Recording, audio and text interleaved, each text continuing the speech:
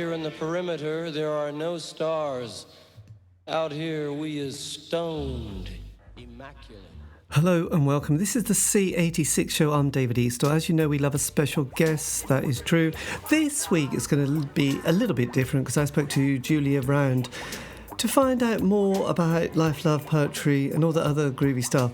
Julia, though, is a award-winning writer and scholar who's written a lot of books and journals on British comics, and especially there was one particular book that I was fascinated about, which was Gothic for Girls, Misty and British Comics is the subtitle, which she examines this particular work. So this is the interview around that particular publication and various other bits and pieces. And just to say, the interview was going terribly well until almost the end, and then her internet froze, and then we had to restart again. So it's a little bit different quality-wise towards the end. But anyway, you'll get the gist.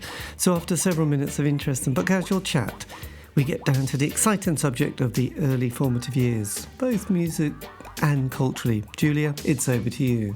I mean, I suppose since you started talking about music, it often all feels like it goes back to music, right? So I'm born in 77, so I'm, a little bit behind you, but not all that much. Mm-hmm. And I think my early kind of music stuff is really probably inspired by my dad, like most people's were. And my dad was a massive Alice Cooper fan. And so from kind of Alice Cooper into the terrible glam rock of the 80s, the kind of Poison, Skid Row, kind of all that kind of area. And then on into like industrial music, like into Nine Inch Nails and, all the kind of gothy stuff linked to that.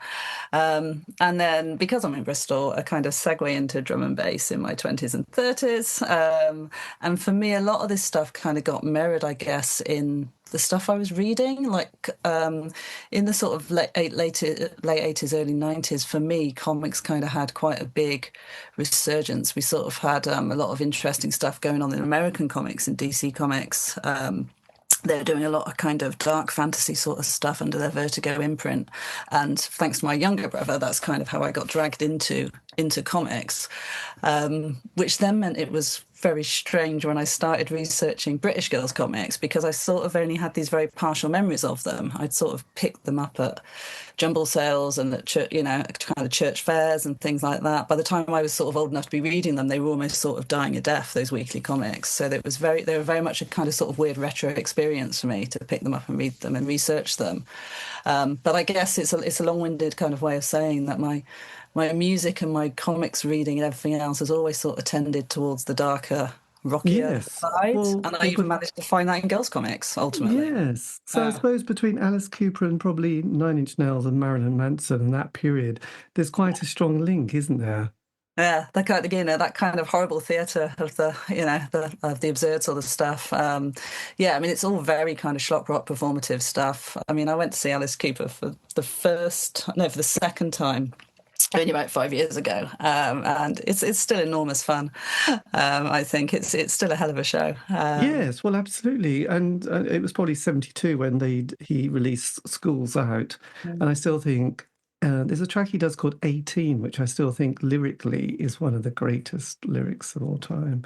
So yeah, so there you go. So was it the late 90s then that you would have done your O-levels, A-levels and gone to university? Early 90s. So 93 I was doing my A-levels, and then 95 I went to university. Right. So you were sort of, was that an interesting, because I often wonder about this, because being in the 80s, it was all a little bit grim, and there was a huge amount of unemployment, and we were all a bit doomster.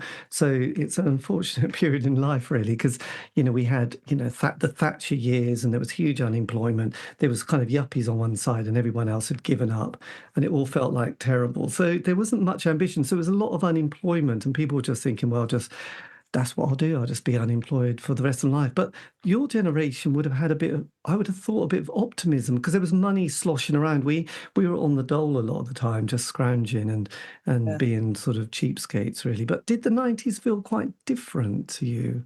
I remember the 90s as the best decade ever. Like, I remember the 90s as enormous fun. And I think anyone who's got that kind of Gen X sort of label attached to them. I think we were like kind of really quite proud of it. And it's sort of like this was a really fun time. Like it felt like there was a lot of amazing music coming over from America. And I didn't even talk about, kind of things like Rage Against the Machine and stuff like that, like bands that were being quite political, but were also being really big. And yeah, I mean, I didn't feel like the 90s was a depressing time. Kind of No, like, I my know God. about the 80s, but I felt like the 90s, it was all kind of like, um, I don't know. It's just like it sounds really cheesy, doesn't it? Just kind of like I just remember it as being a lot of fun, a lot of friendly clubs, friendly rock clubs, friendly atmospheres, um, and everyone just feeling great about the future, and like we're building up to the millennium, and Oh, and all that kind yes. of vibe, right? I know the Millennium Bug, we were very excited and anxious at the same time. But it was also, Yeah. yes, it was a bit strange for me on that level when I'd meet, people from your generation and they go, oh, I might just give my job up and then I'll just get another one. And I was thinking, God, we couldn't even get one job, let alone give one up to get another one in that casual, one will come along. You're thinking, God, that Yeah. that was the first one of the first times you realize, God, that is a bit different. We'd given up, and then we had Chernobyl, and then that felt grim, and and there was also Greenham Common and this whole threat of nuclear war, and that image of it, and then the Falkland War. Where some people were really excited, and other people were like, "Oh, that's stupid," and then the miners' strike, which just went on for a whole year, and that felt awful. So yeah, and also just on that point, did you ever see a film called Woodstock '99? It was the kind of the anniversary of Woodstock 69. The one where they tried to remake it, but it was absolutely awful, right? Where they sort of did Woodstock, but like in a big concrete stadium airfield vibe. Yeah. Yes, an airfield. Yes, and I sort of was wondering about that because they the kids are just going mental. If you ever watched the film, and you might have done, but it's exhausting because day one's not good, but it's getting worse. It's a bit like Yeah. how much, and then it was like someone was trying to analyze it, saying, well, no one had anything particularly to rebel against it. They were just very happy times, and what happens is that, you get these kids just. And also gender-wise was a bit weird as well, wasn't it?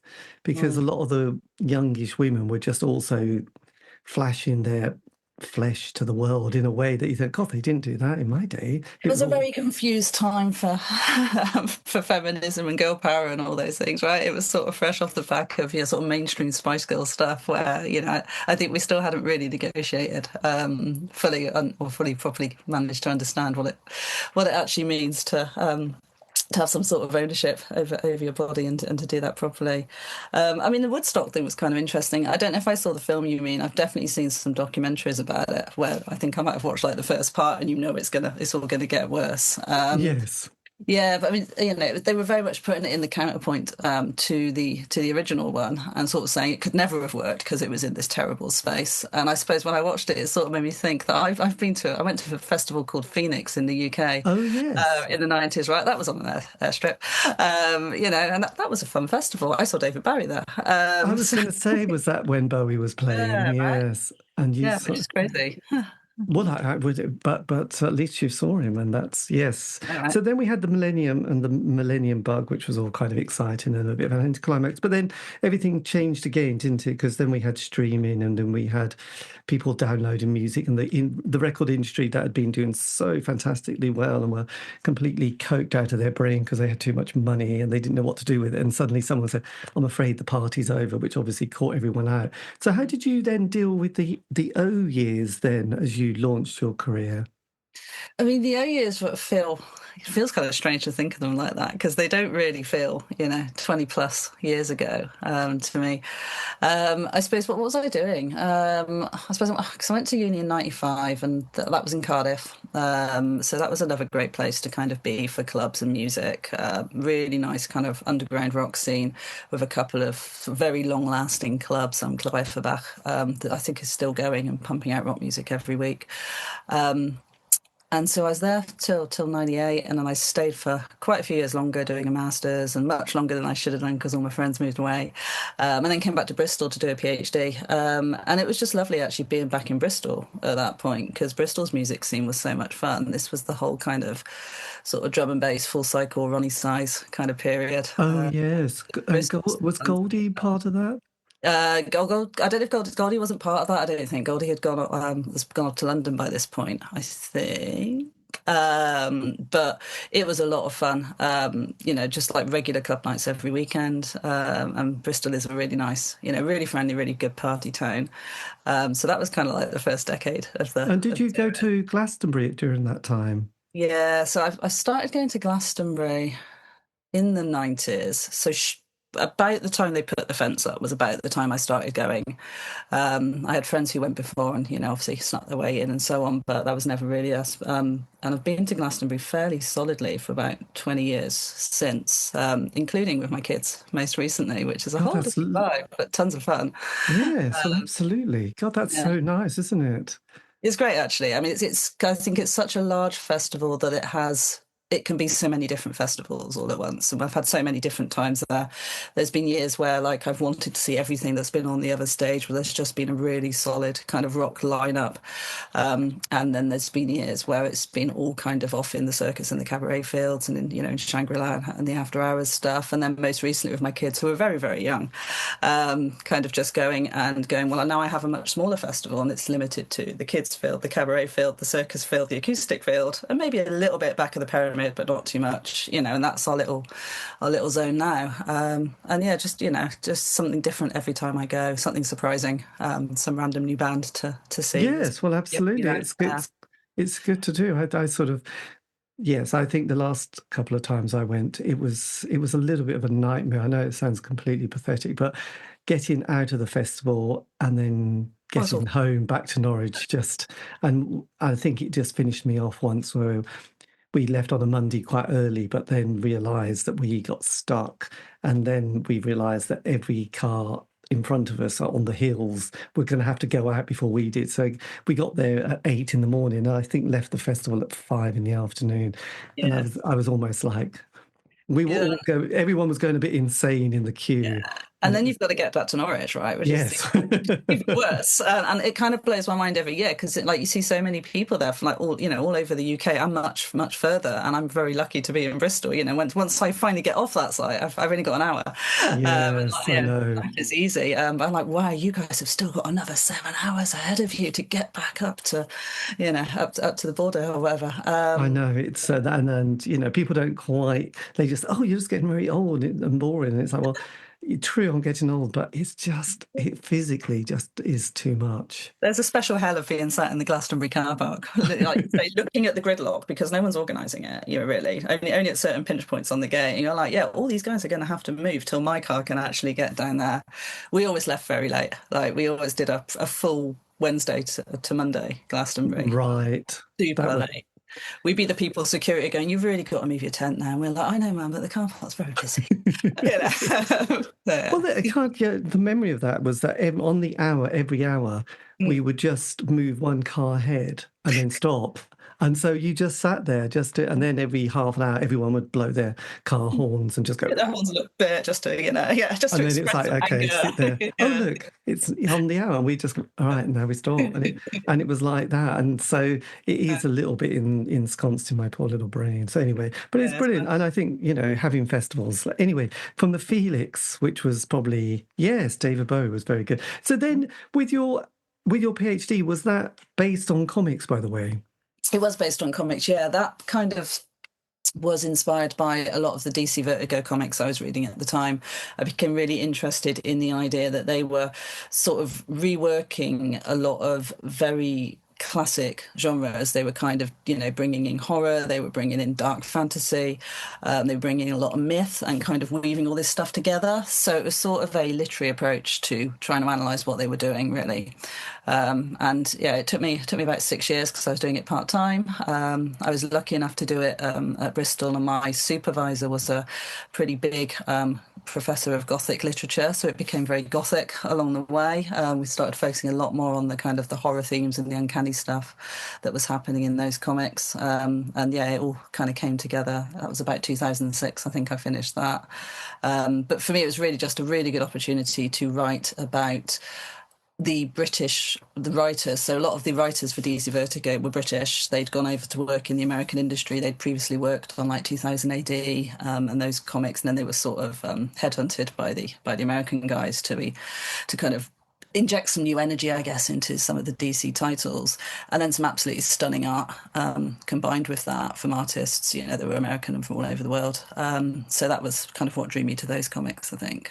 Yes, and I know it's a bit of a cliche, but were you also getting into, God, you know what I'm going to say, Alan Moore and Viva Vendetta, were they also sort of on your radar as well at that stage? 100%, yeah. So I mean, that's late 80s, and that's very much, I think, what this next generation of writers were following in Alan Moore's footsteps. I'm talking about writers like Grant Morrison and Garth Ennis, and Neil Gaiman's a name you probably have to mention there.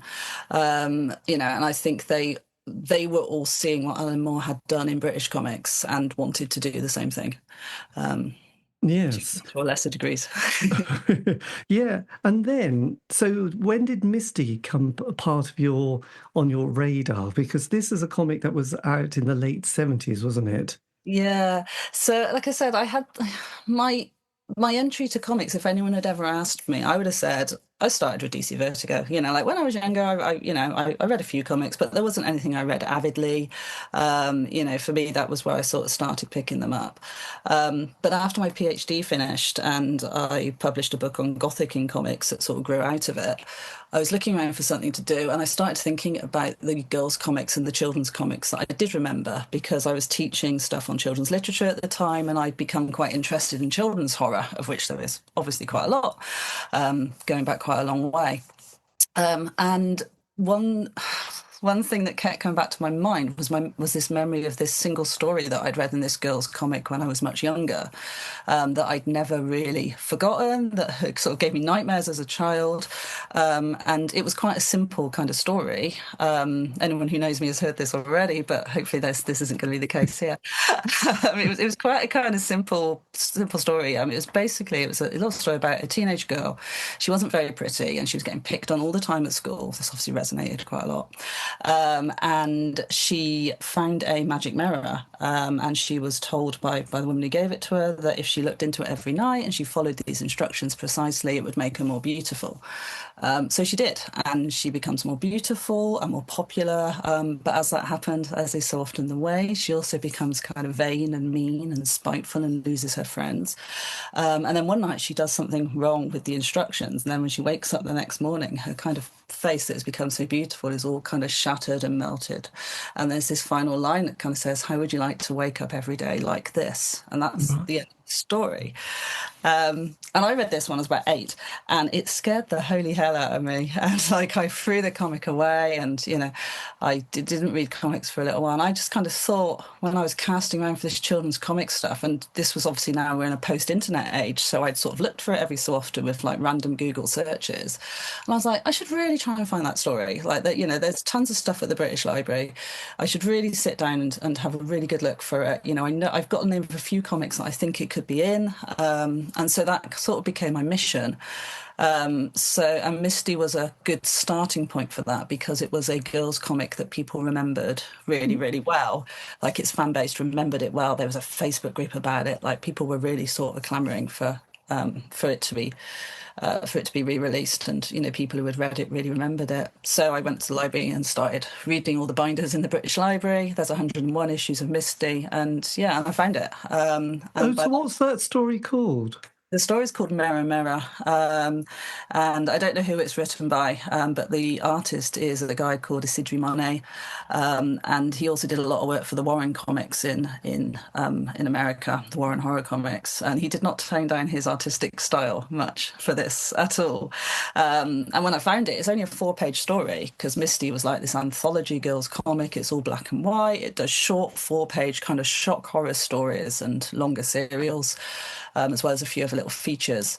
And when I found it, I'd had a few false alarms while I was reading the binders, because Misty was quite not formulaic, but a lot of its stories deal with magic mirrors. People get sucked into mirrors, people get trapped in mirrors, people see something scary in the mirror. Like this, there were quite a few stories that when I started reading them, I was like, oh, could be.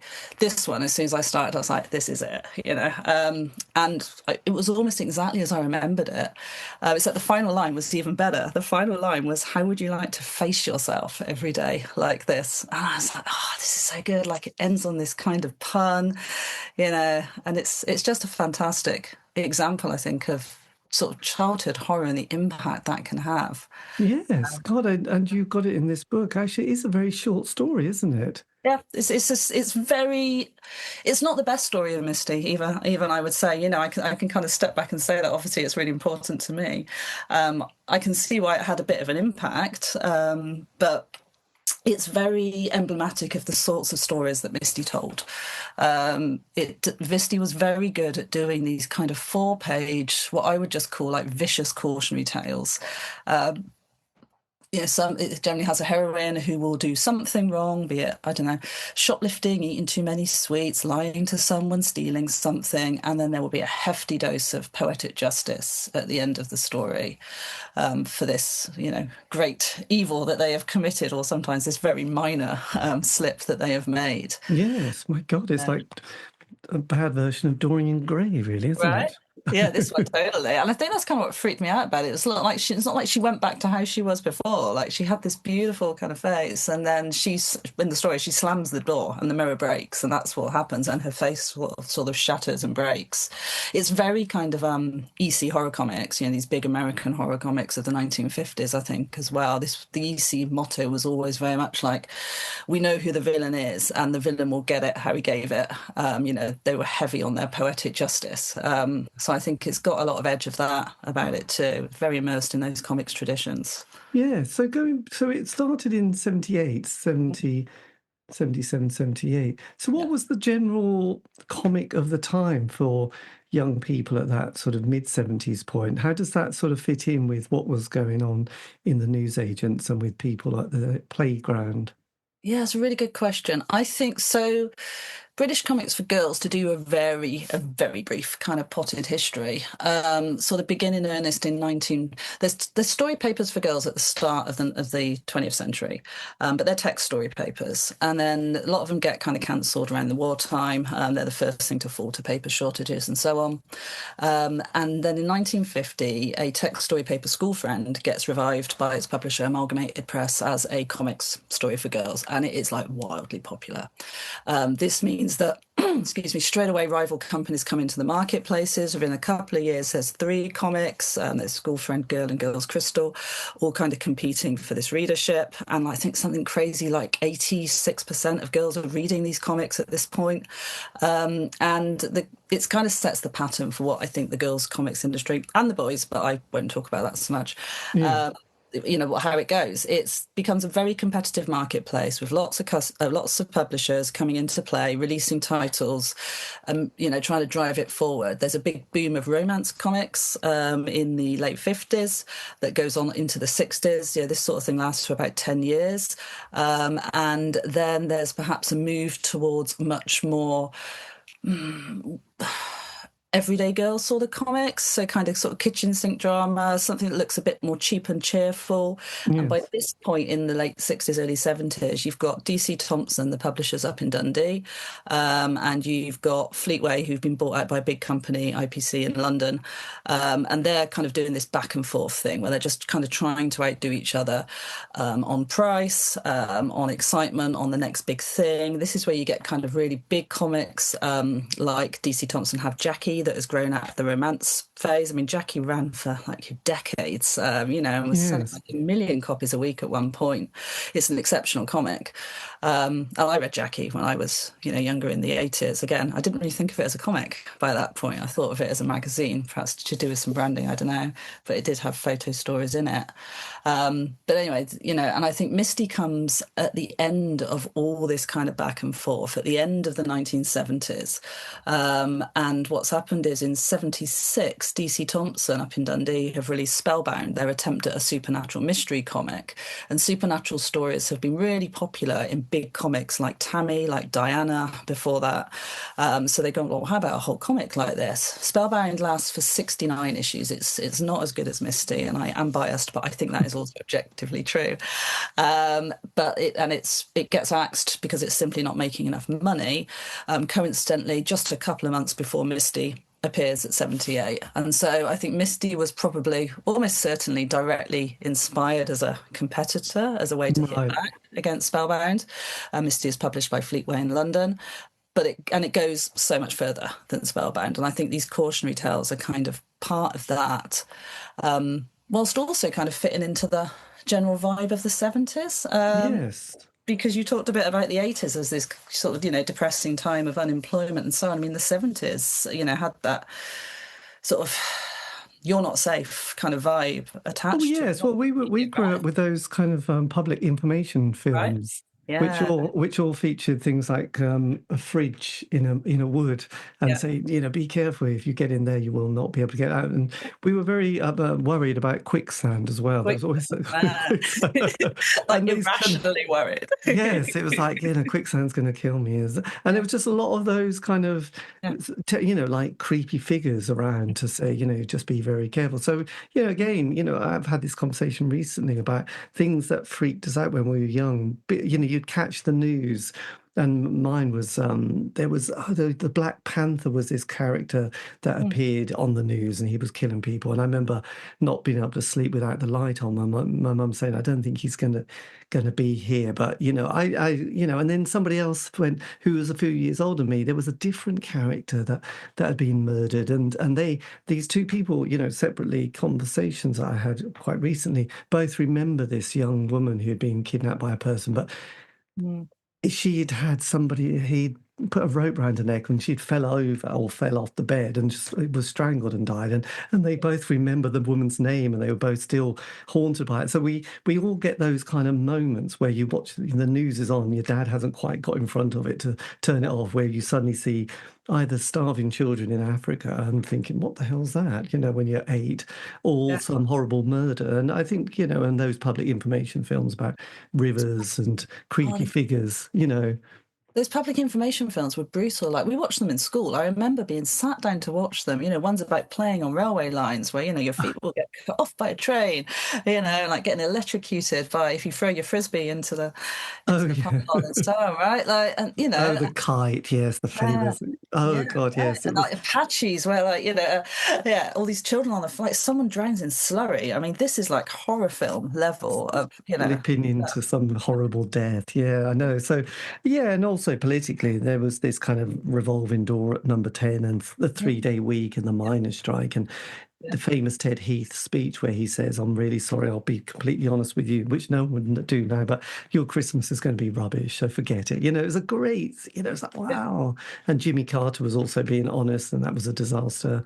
It was like all these kind of things that were happening. And there was always, like terrorists there was bombings, wasn't there? Was a lot of the IRA. So There's it was a lot kind of of IRA stuff. Yeah, there's obviously the Cold War stuff going on. Like, it's all quite, it's all pretty bleak. And it was also a lot of poverty as well. So, talking to various people in bands saying, yes, we were just living in poverty, really. And yes, getting through. So, so 77, though, is the year of the Silver Jubilee. So there is a little bit of flag waving that's going on, isn't there, when this comes out? I was just kind of curious how, young girls were sort of going to pick up on sort of such a gothic looking comic, really. I mean, I think there were two things that contributed to young girls wanting to pick it up. The first one was that I think the publishers at Fleetway really tapped. John Sanders was one of the main guys at Fleetway at this point, and he's got this wonderful quote when I interviewed him that he basically said, "We figured out that what we wanted was to make little girls cry," and it's almost like the predecessor to all that kind of misery memoir sort of stuff that became very popular after that. He's like, we used to write these stories about victimized Cinderella protagonists, and we would pile on the agony every week. He's like, typical story. I don't know. Sandra wants to dance, but her family haven't got any money. She's got to work 2 jobs, so there's no time for ballet school. And she's so tired, she's falling asleep in school. But she's got tremendous promise, and her teacher is like, "Oh, Sandra, if only you had more time to dance." But then her mum falls and breaks her leg, so she's got to take on another job, and it's kind of like that. Every week there would be something new, some new kind of obstacle to these protagonists. And I think he, rightly or wrongly, did tap into something that girls wanted to read.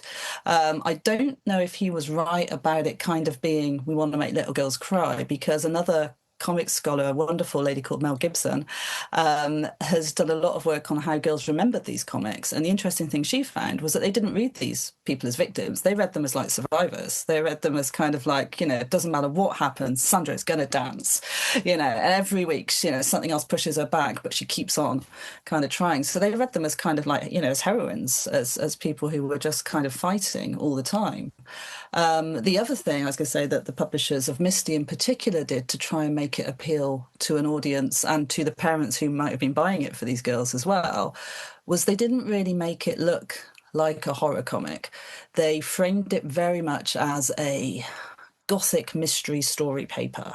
And it would, on the front of it, the tagline would always be like the mystery story paper for girls or something like that. And they created this host character, this figure, Misty, with this very kind of mythic background. She called herself a kind of child of the mists, older than time, before the gods were here, etc.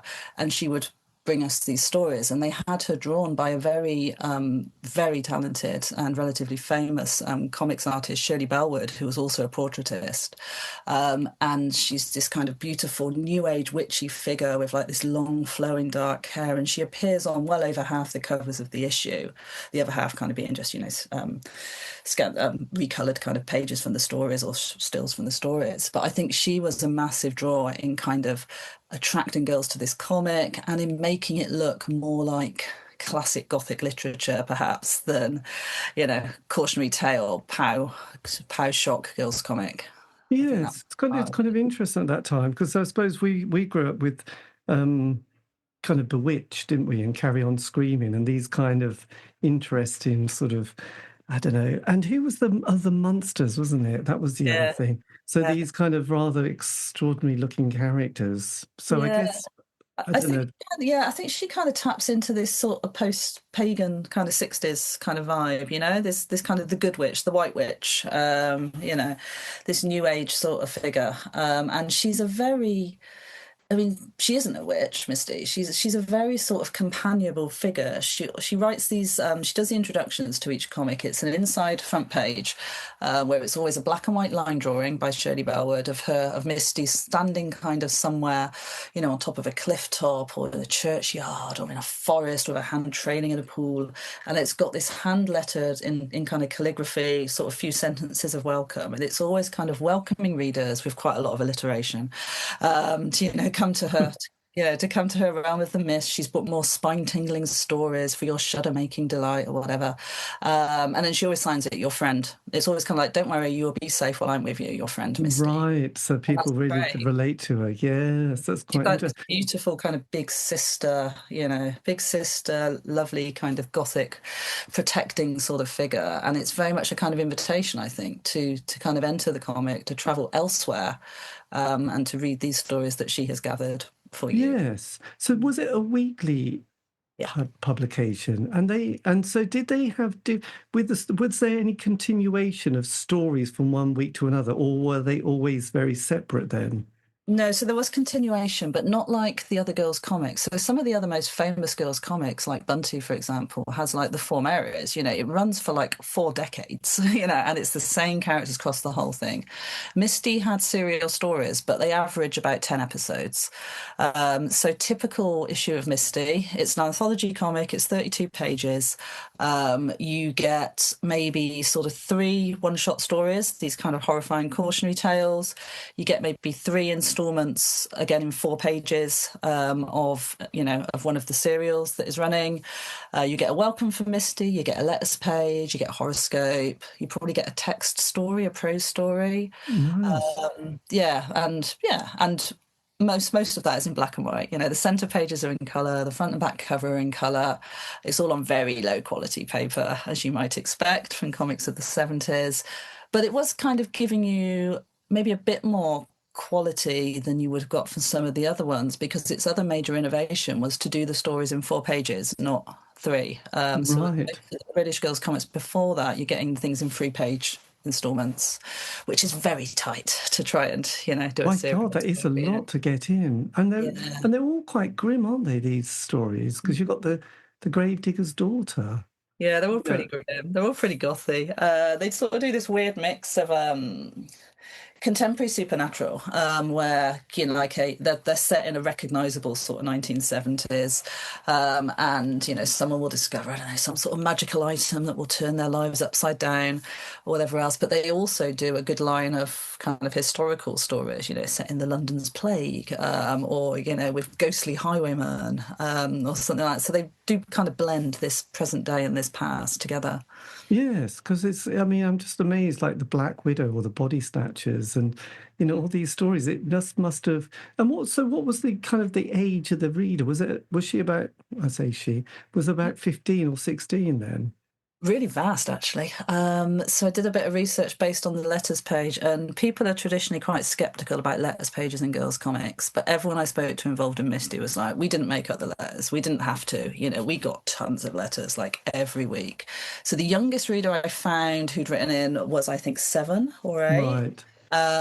Quite a lot of people wrote in who was sort of, as you say, kind of college age, or just off to university. Quite a lot of male readers would write in.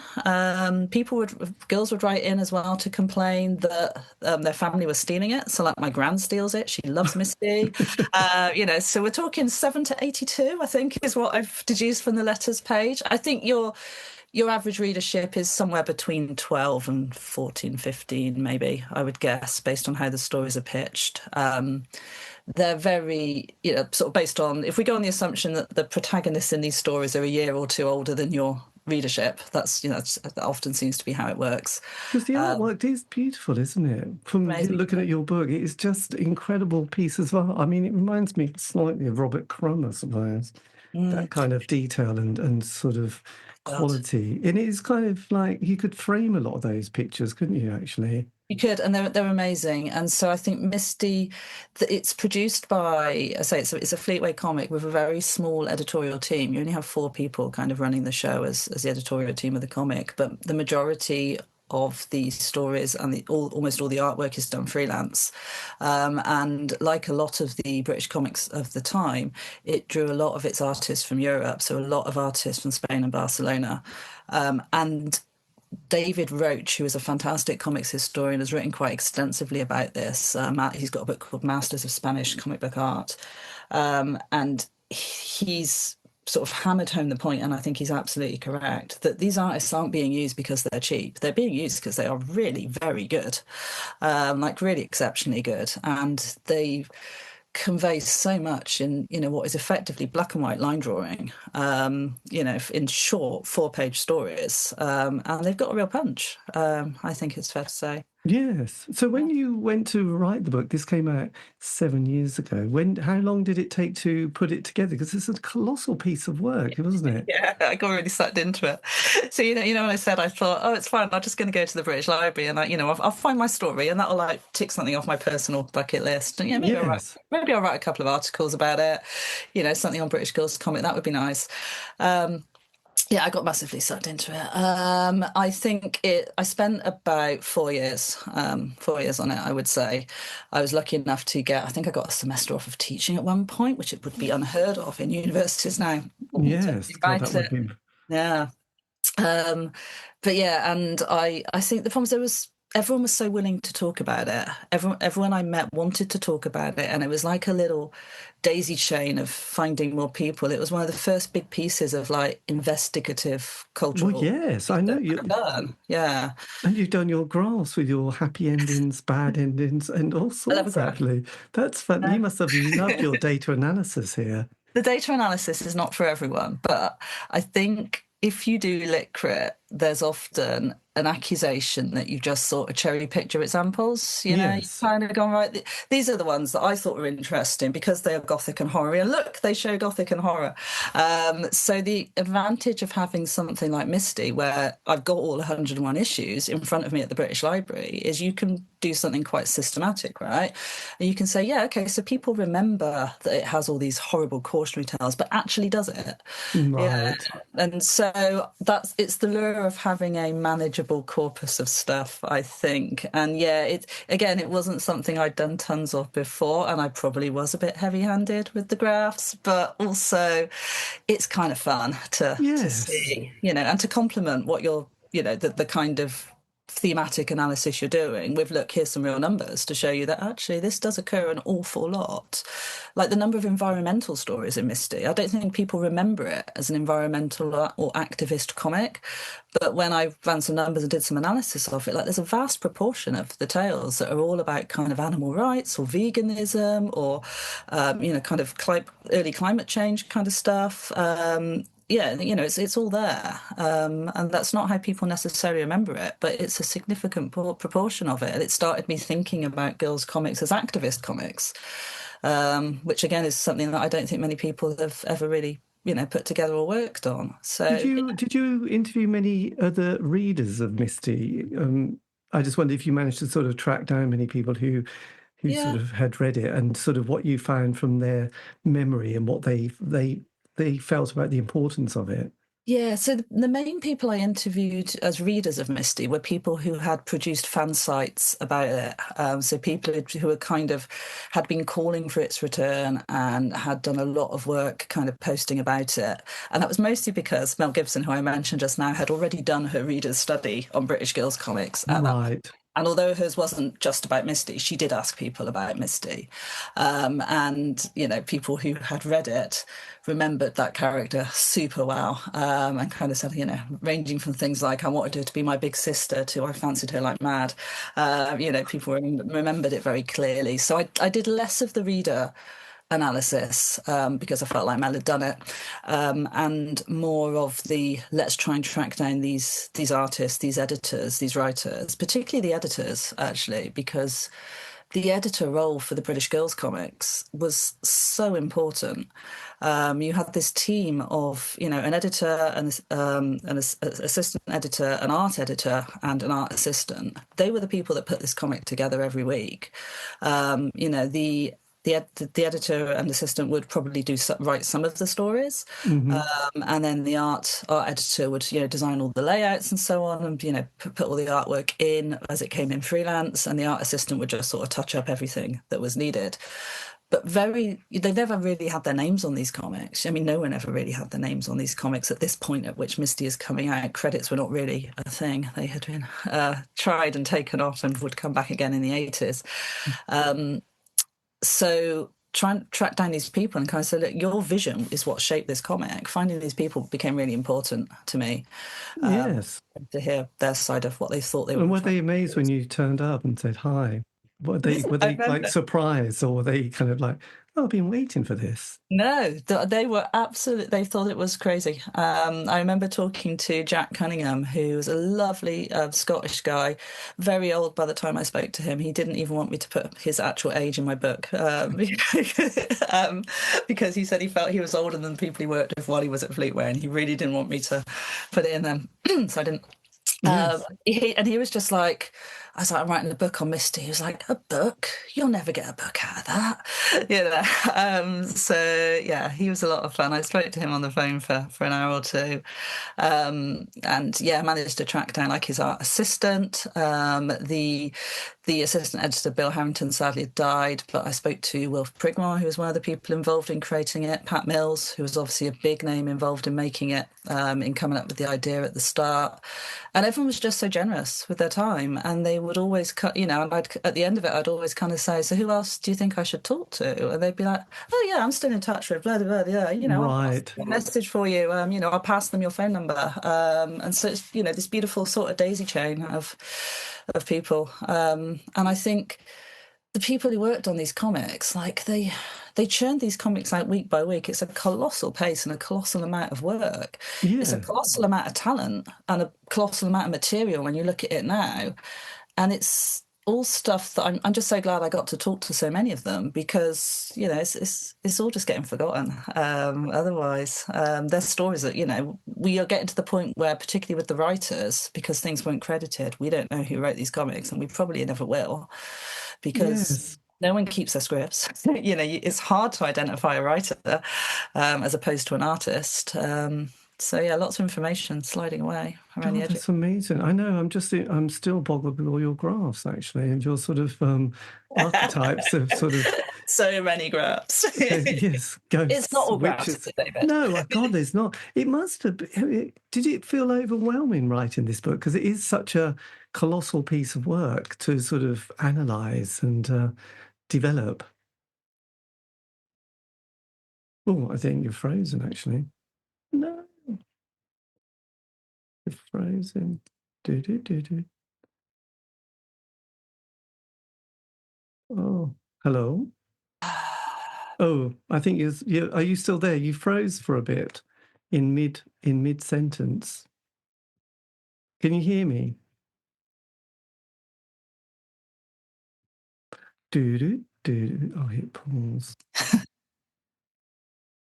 I Well done. think yes, I know that's yeah. So yeah, so it's a colossal piece of work for your first book. I did. Was that quite overwhelming to sort of put it all together? Because I was just seeing that you were just talking about like you said Yeah. about finishing the book felt like standing on a precipice. Yeah. No, I was saying that. Yeah, the people I spoke to were just kind of like, "You'll never get a book out of that. Like it's not that important." But yeah, I mean, you dig enough and you put enough graphs in, and I think you decide that actually it is important. It was my second book, and I was quite unhappy with how my first one had turned out due to academic perfectionism. So this one, I was determined to do something different. My biggest memory of doing it was that halfway through it, I just decided to restructure the whole thing for reasons that were made sense at the time. But yeah, so it took a long time. It took about 4 years, I think. I think I started Yes, around 2014, and yeah, finished at and managed to, yeah, 18, 19. 2018. So why And it did took so about a Misty sort of year ran into for them to the put it all 80s? What was the reason for it not continuing, by the way? together. Oh God, it's a Uh, bit. yeah. Can you still hear me? Your internet on that bit. I would say yeah, I can hear you. Can you hear me? Not really. Vaguely, yes. So, it was a little bit creaky at the end there. I'm Yes, sorry. I was going so well. we were doing so well. Thank God this was the end and not the beginning. Yeah, so I was just kind of curious on Yeah. the way that, yes, why did Misty finish at this point? So why did it stop? Um, I Oh, actually, the quality's a little bit tricky at the moment. was going to say my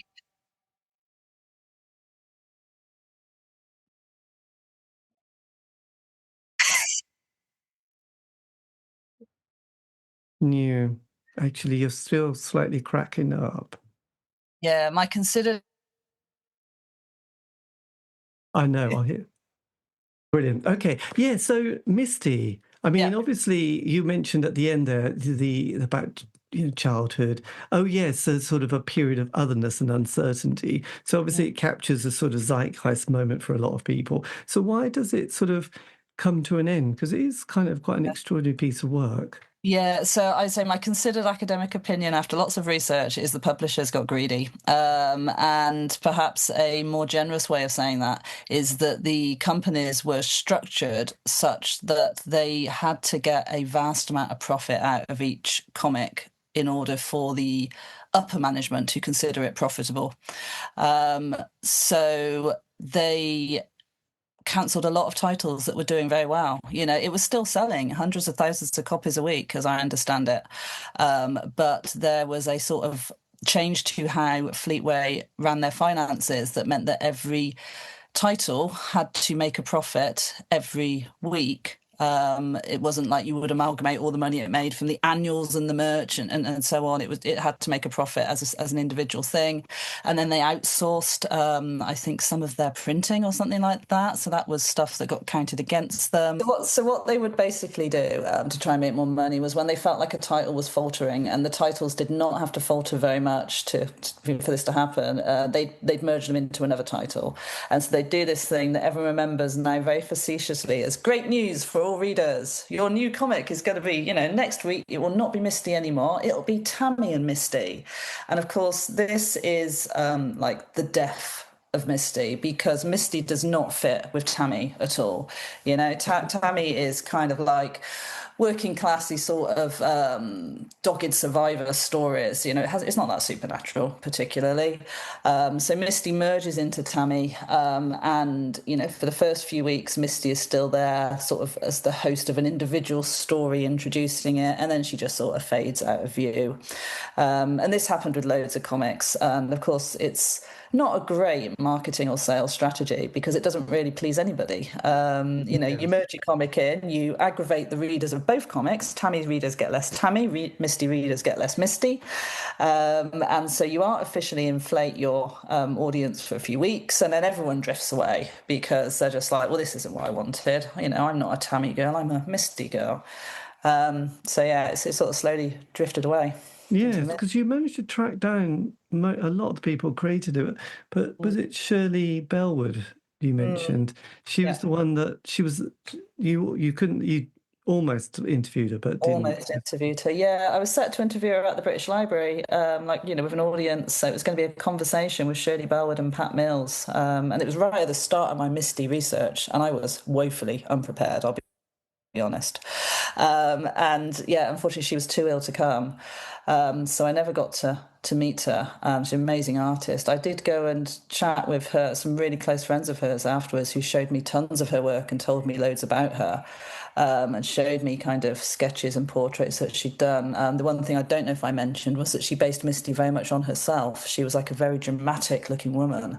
Yes. Very beautiful woman.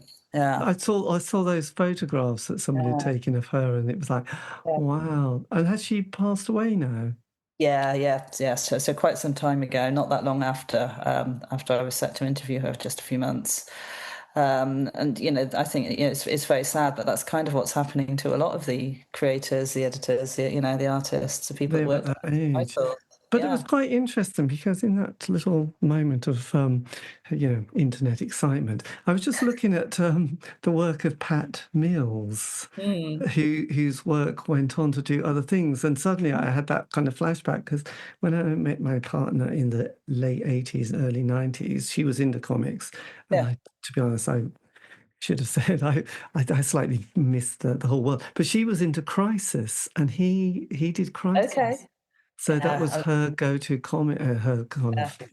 Yeah, so that was He's a hell of a writer, Pat. I mean, his name as the godfather of British comics is not undeserved. And I think one thing he did particularly well was like coming up with the idea for new titles. And so he was very involved in creating Misty at the start, but I think what he wanted was this very hard-hitting girls horror comic, like this sister title to 2000 AD. So it was going to have all the big artistic impact, the big visuals, the 4-page stories, all the kind of space and big splash pages and large opening panels. And it was going to be really hard-hitting. He wanted to kind of adapt things like Carrie and Flowers in the Attic and like all these kind of quite hard-hitting horror stories, and make them sort of suitable for teenage girls. And I think Fleetway went, no, mystery title, Pat. And he went, and also I want some of the profits because I'm working really hard for you guys. And they went, no, Pat. So I think it kind of got taken away from him and reassigned quite quickly. But I think, there's no doubt that his sort of pushing at the boundaries was something that helped Misty at the start, helped it come into being. Yes. And with all these titles, do people get a chance to republish them and have a nice collected piece, like, like record labels now put lovely box sets together and bits and pieces. But do these comics get sort of repackaged decades later for the sort of people who've got their inheritance and think, I want to relive my youth? I'm glad you asked. No, we're in a very good moment right now. So Rebellion Publishers in Oxford have basically bought up the entire Fleetway back catalogue, and they've been releasing under their Treasury of British Comics imprint. They've done quite a few Misty collections now that mostly collect the serials, which I find a bit sad because I want to see more of the one-shot single stories. They've also done collections focusing on particular artists. So I mentioned the Spanish artist earlier. So they've done the art of Badia Romero, which I wrote some stuff for, and that's got some of his amazing art. And then, of course, the other big publisher, DC Thompson, that I talked about, who did Spellbound, they own all their own archive, and they are slowly, not as much as Rebellion, but they are starting to release some of it as well. So people can absolutely find some of this stuff. They're Good. towed back into British Girls Comics, which is fab. Yes, it must be quite, I always think archiving, and probably it's an age thing, isn't it? But I always think it's so nice when people start to compile these bits from the past before they get put into landfill and sort of forgotten forever. And there were just quite a lot of, interesting comics that had come out at that time, adult comics. So, and what was Pat like to speak to? Was he full of kind of interesting stories about that period and Misty? Yeah, Pat's great. So he's very generous with his time. He's very willing to talk. He is still in touch with, quite a few people. I think Pat has always been very outspoken about the British comics industry and the things he saw that was wrong with it, which makes him a very good interviewee as well. So I was super lucky to speak to him. It was also really good to speak to him to kind of sort of set the record straight about what he did do for Misty, because I think it has been very much branded as a Pat Mills creation in the past, and he was very involved in creating it, but then not in the following 2 years. So I think kind of putting his part of the story in its place, I think, was really useful and really important to me, because one of the other things that I've found working on British Girls Comics is there's a lot of uncredited people behind the scenes, and often a lot of female artists and writers uncredited behind the scenes, whereas we kind of hear the names of, we hear the same names, right? Yes. Over and over again. So something I really wanted to do with my research was to try and find some of those people. And I found a fantastic Catalan artist called Maria Barrera, who was also sadly since died. But she was a very old lady, and I sort of spoke to her son quite a few times because she didn't speak much English. And being in touch with her was so fabulous because she was such a young artist at the time when she first started drawing for comics. And then she drew so much for various British comics, including Misty, with her husband. And her son told me she was just so happy that people were still interested in her work. She never thought anyone would read it. She never thought it would get reprinted.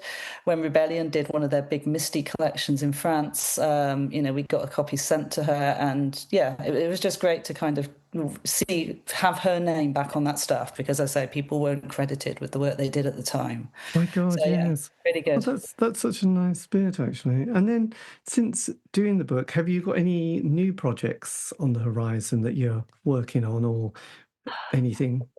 Yeah, so there's things I've tried to do that haven't worked out. I talked a bit about the editors earlier and how important I thought they were. I really wanted to get some funding to do a project to interview the editors of British comics about the editorial role, and to kind of not just the girls' comics, or all the comics, and how that might have changed over the decades and things like that.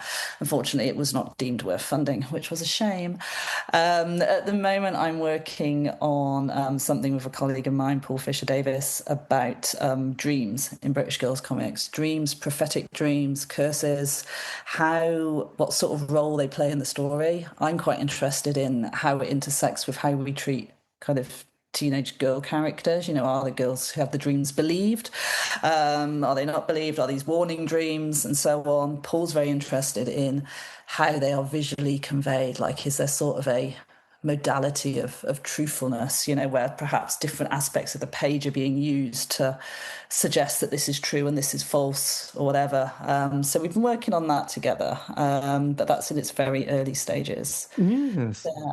Well, But there's always more to be done on British Girls comics. So much material, so much Well, material. it's great to yes. Well, thank you. I mean, it's a world that I've got so little kind of knowledge, to be honest.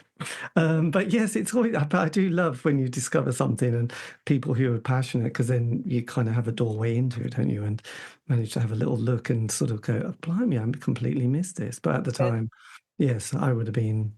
I don't know. God, how old would I have been? Oh, about 14, I suppose. So yes, it wasn't on my radar at all. No. Yes.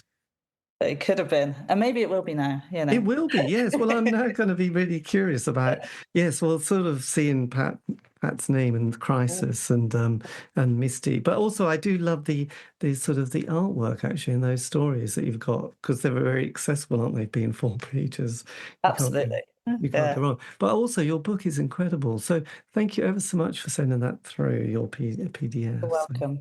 but Yeah. yes, and sorry about that internet business, but thank you for your time. This has been Thank you. amazing. And yes, I'll send you a link to the interview if you want, and you can always put it Yeah. on your website. But yeah, Yeah. thanks ever so much for this. And That'd be great. Yeah, good thank you luck. so much, David. It's been so much fun talking to you. Yeah, Yeah, I hope you go and find some comics. yes, I will go. And likewise, I enjoyed listening to the bits of your show that I listened to to find out what it was all about. Yes, I So know. Oh, okay. Well, look, thank you, and take care. you too. Take it easy, my friend. Bye-bye.